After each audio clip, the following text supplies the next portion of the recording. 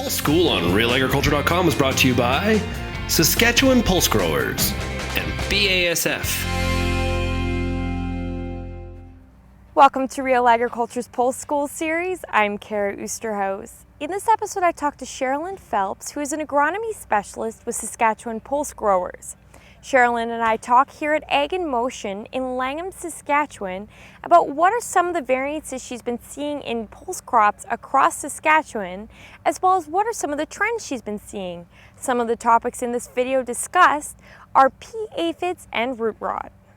Well, we're seeing a little of everything. We have everything from dry conditions to fairly good moisture. So in parts of the province where it is drier, which is more the east and southeast and southern part of the province, there's some shorter crops, a lot more open canopy, and things are maturing quite quickly.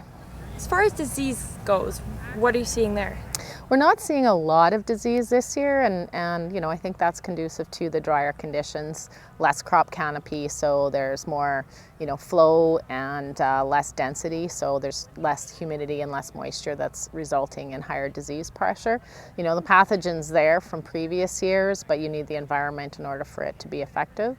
We have seen a little bit of disease, but some of that has been more related to seed-borne diseases that, you know, are showing up at the seedling stage.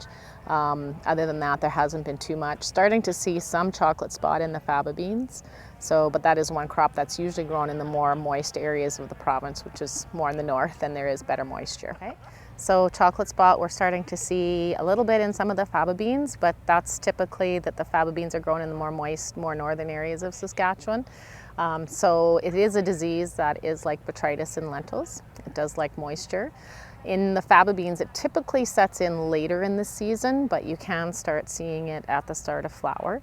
If it does set in later, say at potting, there is very little effect on yield. So control options, there are some fungicides are available if you're seeing the disease symptoms earlier and the risk of pressure is there.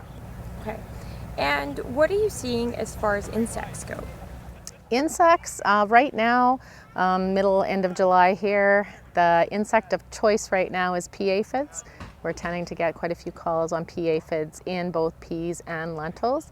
And the aphids are a sucking insect, so they're sucking the saps out of the plants. So areas that are under moisture stress already, anything that's sucking the saps out can really affect the yields if it's not too late in the season. So yeah, guys are out there scouting for pea aphids. Now with pea aphids, there's also not only the insecticide controls, but it's really, really important to watch for the beneficials, because things like ladybugs will eat a lot of aphids in a day and will help keep those populations under control. So it's very important to not just monitor one day, but monitor it over the populations of aphids over a number of days and see if they're being held constant or if they're increasing or even decreasing. Sometimes with the beneficials, you'll get a lag between when the insect population is increasing and then the beneficial needs to increase as well. So you get a bit of a lag in terms of that. So it's very important to go out and scout your fields before applying just broad insecticides. And as far as the actual crop conditions go, how close are we getting to harvest with some of these?